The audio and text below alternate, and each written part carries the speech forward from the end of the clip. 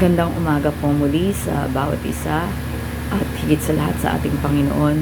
Ako po ang iyong kapatid na si Pinky from Central Bulacan po, Central Bulacan po, at na muli ay magbabahagi sa inyo ng salita ng Panginoon.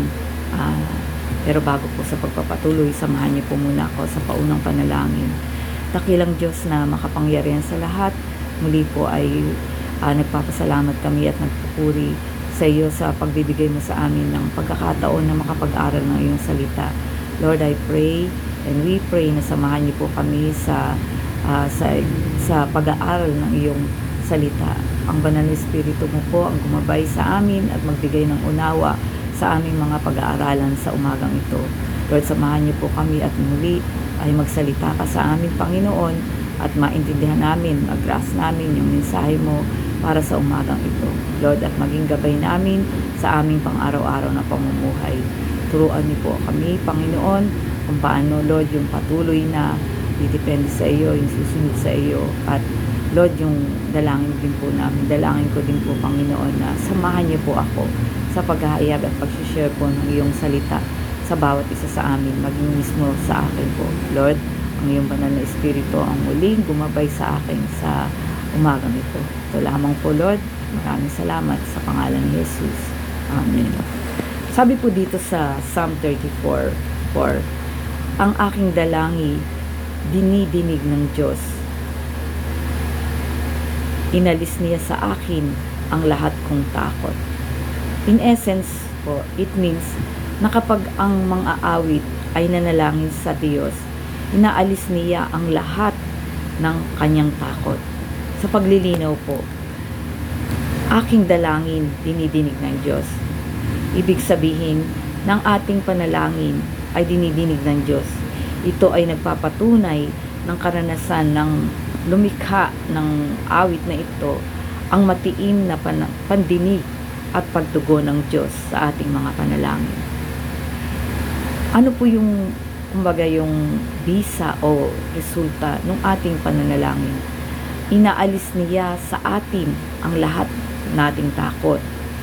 Ang bahaging ito ay nagbibigay diin sa pamamagitan ng Diyos. Ito ay nagsasabi o nagpapakita na tinanggal na ng Diyos ang pangamba, ang mga alalahanin. Sabi nga po, di ba, may mga kasabihan, bakit tayo mangangamba kung pwede naman tayo palang manalangin sa Diyos, na yung Diyos natin na nakakaalam ng lahat, alam niya kung ano yung ginagawa mo, alam niya kung ano yung iniisip mo at sinasabi mo, at yung minsan nga po, hindi pa naman natin sinasambit yung ating panalangin at kung ano yung nararamdaman natin, nandyan na yung tugon ng Panginoon. Kasi nga po, alam at kilala niya tayo. Bilang nga po niya yung ating mga po. Sa pagpapatuloy po, sabi po dito, pag-aralan po natin yung mga turo na ibinibigay po nitong awit 34 po. Una po, ang Diyos ay naririnig ang ating mga panalangin, pinoprotektahan tayo ng Diyos, at pinagpapala ang mga tao na nagtitiwala sa Kanya. Ito rin ay nagpapalakas at nagtuturo sa atin ng tunay na pagtitiwala sa Diyos. Yun nga po, yung totally dependent natin sa Panginoon. Ipahayag daw natin sa iba ang kanyang kabutihan at ang kanyang kaparaanan kahit sa gitna ng kahirapan. Alam niyo po, nung May, gusto ko lang din pong maibahagi yung patutong ito. Noong pong May 18, nagkaroon po ako ng sobrang sakit ng tagiliran ko, left and right side po ng katawan ko ay napakasakit. Tapos po nung naipatotoo ko na po ito at muli kong sasabihin dahil yung kadakilaan ng Diyos na muli ay nais kong ipahayag at ibahagi sa inyo. Tapos nung May 24 po hanggang pinalipas ko po yung 1 week, sabi ko, Lord, hindi ko alam kung ano itong nararamdaman ko. Pero inililift up ko to sa inyo. Kaya tapos po nung May 24, nung papunta po kami ng Pangasinan, sobrang sakit po. Pero kahit po may nararamdaman ako, sabi ko, Lord, gusto ko pong makarating ng Pangasinan. Yun nga po yung parang anniversary po ng Bayambang. So sabi po, naghanda lang po ako, inayos ko yung damit ko, yung susuotin ko, tapos natulog lang ako ng 4 hours, tapos nag-prepare na, tapos papunta nga po dun sa Luzon para sa pagpunta ng madaling araw sa Pangasinan. Ang call time po kasi ay 3 o'clock. So yun po, sa madalit sabi, nakarating po ako ng Pangasinan na may dinaramdam po na ganoon. Naalala ko po kasi nung minsan, nung papunta kami ng Boracay, talagang meron din po akong dinaramdam, pero hindi po naging hadlang sa akin yung nararamdaman kong iyon para hindi ako matuloy. So yun, natuloy po ako ng Pangasinan. Tapos hindi naman din po nawala yung sakit, basta continuous lang po yung paninalangin ko na, Panginoon, tanggalin niyo po itong nararamdaman kong sakit sa aking katawan. Tapos nung naman din pong Sunday yan, May 25 po, masakit pa rin po. Pero that was the time na ihahatid naman din po namin yung kapatid ko. Pero sabi ko, kahit na masakit, tuloy pa rin yung gawain na yun na paghahatid dun sa kapatid ko. Yun po, natuloy naman po. Naihatid naman namin ng maayos yung kapatid ko. Tapos papunta po kasi ng ibang bansa. Tapos yun po, hindi pa rin po na pero alam niyo po, sige pa rin, tuloy pa rin yung paninalangin ko. Sabi ko, Lord, your healing touch, oh Lord, yung i-touch niyo po yung tagiliran ko para matanggal po ito. Yun, wala po akong iniinom na, minum lang po siguro ako ng medical, pero patuloy po yung pananalangin ko. Tapos sabi ko sa Panginoon, Lord, pagalingin mo po yung nararamdaman ko itong sakit. Tapos alam niyo po, nung May 26 po, alam niyo po, as in, nawala po yung sakit. Kaya ang Thanksgiving and praise item ko po dun sa Panginoon, miraculously, again, hinil niya po yung karamdamang iyon, kung ano man yung karamdamang iyon, at kung ano man yung sakit na yun sa tagiliran ko, left and right side po iyon, ay pinagaling po ng Panginoon. Yun po lang, gusto kaya po na i-share ko lang po sa inyo, dahil yun po ba yung kapag tumawag tayo sa Panginoon, inaalis niya at pinagagaling niya tayo kung healing yung kailangan natin, at inaalis din yung takot at yung ating anxiety, yung ating pag-aalangan, yung ating pag-aalala, ay inaalis po niya.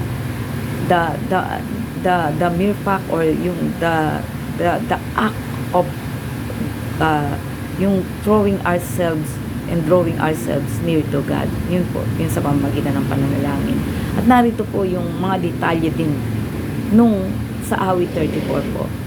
Una po, nais ko pong ibahagi yung 4 na detalye na sinasabi po dito sa awit 34. Una po, God's grace and protection. Ang awa at ang pag-iingat ng Diyos. Sinasabi po dito, ang awit 34 ay nagbibigay diin sa presensya at pamamagitan sa buhay ng tao na naghahanap at nagsasaliksik sa Kanya. Di po ba? Yung hindi tayo itatanggi ng Panginoon kapag kayong buong puso na tayo ay lumalapit sa Kanya at humihingi ng tulong. An act of humility, an act of humbleness po, yung paglapit natin at yung pagdulog natin sa Panginoon at paghahain natin nung mga pangangailangan natin sa pamamagitan ng panalangin. David, the author of, ay nagpasalamat sa Diyos sa paghango mula sa takot at kapahamakan. Ipinakikita dito ang pagdinig ng Diyos sa panalangin at pag-iingat sa atin. Hindi po ba si King David, hinahabol po siya talaga kasi inutusan po ni King Saul na ay parang yung patayin po siya. Di po ba yun? Kaya po, tawag dito, nagtatago at talagang tumatakbo si David. Pero, syempre po, hindi bilang tao, hindi po na nawawala yung takot. Ganun din po yung sa atin. Kapag kami nararamdaman tayong kakaiba sa katawan natin, nandyan po dadating yung takot, nandyan po yung dadating yung maraming pag-iisip na ano ba ito, Pero inassure po tayo ng Panginoon dito sa awit 34. Yun po sa salita niya na ang Diyos ay tumutugon sa ating mga panalangin. Siya ay nag-aalis ng ating takot. Dahil ang Diyos po ay punong-puno ng awa at pag-iingat sa atin. Yun po yung una. Ang awit 34 ay nagpapaalala na hindi lamang isang malayo kundi namamagitan sa ating buhay. Kumbaga, siya yung nag-i-in-between sa atin yung God is watching over us. Alam niyo po ba yun? Yun nga po, yung sabi nga po ng awit, God is watching over us. Kaya walang lingid at walang hindi alam sa buhay natin ang ating Panginoon. Yan po. Pangalawa po, the importance of praise and thanksgiving. Kahalagahan ng pagpupuri at pasasalamat. Ang awit ay nagtutulak sa atin na itaas, itampok ang Diyos. Dito po sa Psalm 34, ito po yung importance nung pasasalamat at thanksgiving, yung pagpupuri at pasasalamat sa ating Panginoon. Sabi ko nga po, ito pong buhay ko, sabi ko, Lord, gusto ko pong masentro yung buhay ko. Una po, yung pagmamahal sa Kanya, yung pasasalamat sa Kanya, at yung paglilingkod po. Doon po yung, sabi ko, Lord, dito na lang iikot yung buhay ko na ibinibigay mo sa akin. Yung bang pag-gising mo pa lang sa umaga, nandun po yung punong-puno ka ng pasasalamat sa Panginoon na ginising ka pa, binigyan ka pa ng pagkakataon na mabuhay at makita, maranasan yung kanyang kabutihan, di po ba? Kaya yun po, yung sa Psalm 34 po, sinasabi dito yung kahalagahan ng pagpupuri at pasasalamat sa Panginoon. Yung bang wala nang puwang yung pagrereklamo, yung complain, kasi yung puso mo ay punong-puno ng pasasalamat sa bagay na ibinibigay sa iyo ng Diyos. Yun po. Yung bang instead na mag-complain ka, bakit ganito, o kaya mag-compare ka, why not yung bang pasasalamat sa Panginoon sa bagay na meron ka at ibinibigay niya. Yun po. Ang Panginoon, hindi siya kailanman nagkulang. Hindi man siya kailanman iniwan tayo. Laging ang Panginoon yung bang walang hindi ka pwedeng ipagpuri at ipasalamat sa Panginoon. Sabi ko nga po, yung magising ka lang sa umaga ay malaking bagay na at malaking pagpapala na sa bawat isa sa atin. Amen po ba? Yan, sa pagpapatuloy po. Ang pagpupuri sa Diyos ay isa sa paraan ng pagtanggap, pagkilala ng kabutihan ng Diyos at pag-aalala sa kanyang mga pagpapala sa kabila ng mapaghamong panahon. Di po ba? Minsan, sabi nga po, pinaalala naman po sa atin ng Panginoon na dito sa mundo ay kakaharapin natin ang maraming troubles, trials, and tests, and yet, sabi ng Panginoong Jesus, but take heart, be of courage, kasi napagtagumpayan na po niya ang lahat ng yan. Kumbaga, nagpakatao nga siya, naging tao siya sa katauhan ni Jesus Christ, kaya alam niya po lahat yan. Alam niya kung ikaw ay masaya, alam niya kung ikaw ay malungkot, alam niya kung meron kang kinakaharap na pagsubok, at alam din niya kung ano yung pinagdadaanan at pagdadaanan natin. Yan po yung ating Diyos. Ang pagbabahagi ng ating patotoo sa katapatan ng Diyos ay nag-aanyaya sa ibang tao nang maranasan ang pagpapala ng Diyos. Yun nga po, kaya po yung na-share ko din po sa inyo yung mga karanasan natin na kailan ba tayo pinabayaan ng Diyos? Di po ba? Walang pagkakataon na iniwan at pinabayaan tayo ng Diyos. Kung yun nga pong yung ultimate o yung sukdulang biyaya kung na ibinigay sa atin ng Panginoon, yung ibigay yung buhay niya, buong buo, wala po siyang itinira. Buo po yun, ibinigay niya. Yun po yun po yung ating Diyos. Walang ititira sa Kanya, ibibigay niya sa atin yung lahat ng pangangailangan natin.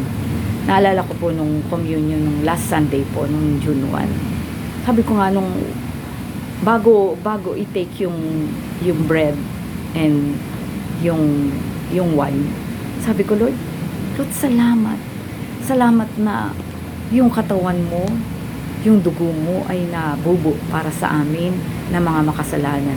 At ito yung nagbibigay ng kagalingan at kaligtasan natin. Yung pag-aalala po ba na yung dalawang bagay, yung kagalingan, yung kaligtasan na ibinibigay sa atin ng Panginoon. Yung kung kanyang pagkapako sa krus, yung kanyang sukdulang biyaya na ibinigay niya yung buhay niya para sa atin na maligtas. Yun po ay napakalaking pagpapala at pagpapaalala sa atin na ang Diyos ay dumidinig at nagkakalinga sa atin. Yan. Pangatlo po na sinasabi o details nung Psalm 34. Yung pong a life of godliness. Yung pong pamumuhay na maka-Diyos. Ang awit na ito ay nagbibigay diin sa kahalagahan ng paghahanap sa Diyos at sa kanyang kaparaanan. Ito ay nagtuturo sa atin na matakot sa Diyos, banal na takot, na may malalim na paggalang at pagsamba sa Diyos. Ang pagsunod sa paraan ng Diyos ay nagbibigay ng masaya at protektado at masaganang buhay. Yun po, yung bang sa Psalm 34, sinasite po dyan yung long life of godliness. Yung pamumuhay na maka-Diyos po. Yung bang kapag alam niyo po, na-observehan ko lang din po yun. Yung mga taong may takot sa Diyos, yung mga taong naglilingkod sa Diyos, nakita ko po na meron pong yung bang mahaba ang buhay. Yun po, yung bang kasi yung parang yung binibigyan, yung the more na naalala ko po tuloy yung sabi ni Pastora na siya din po namang pinatotohanan ko yan na ano po yung bang kapag busy tayo yung paglilingkod sa Panginoon, yung pag-attend ng mga online services, yung mga Sunday services, yung midweek, intercessory, yung mga lahat po ng halos yung mga activity at yung 1-year activity po ng ating alam niyo po yung the more na yung seriousness, yung sipag mo sa pag-attend doon, alam niyo po ang nagiging resulta noon. Yung bang hindi mo na alintana kung ano yung nararamdaman mo sa katawan mo. Ibig sabihin, wala kang yung kasakitan ba, yung ganoon. Basta tuloy-tuloy ka lang. Yung ba, yung parang mas masarap yung sabi ko nga, yung parang busy ka sa mga gawain sa Panginoon kaysa po ba yung nakaratay sa karamdaman. Yun ba, mas parang mas ginugusto ko pa po yun, yung marami kang ginagawa na para sa Panginoon kaysa nga po yung pang nakaratay ka sa karamdaman. Pero meron naman po talagang exceptional to the rule na minsan po kinakailangan din tayo ay mapahinga at i-take care po natin yung ating katawan. Yan. Ang pang-apat po at huli, sabi po dito, a promise for the future. Yung pangako sa hinaharap. Ang awit 34 ay nagsasabi ng pangako at katarungan at katuparan ng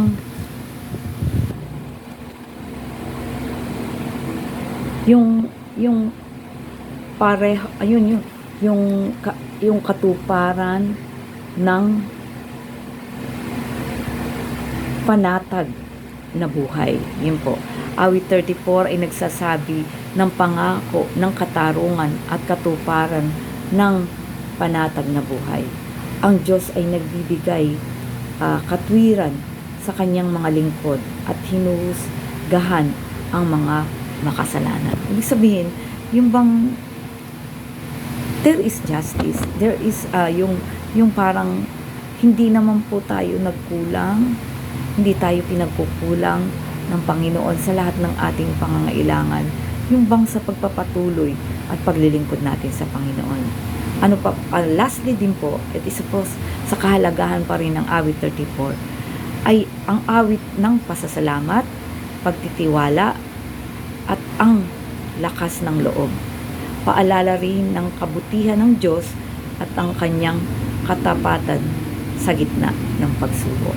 Amen po ba? Yun po yung sinasite ng awit 34 na una po, gusto kong i-review sa inyo yung detalye.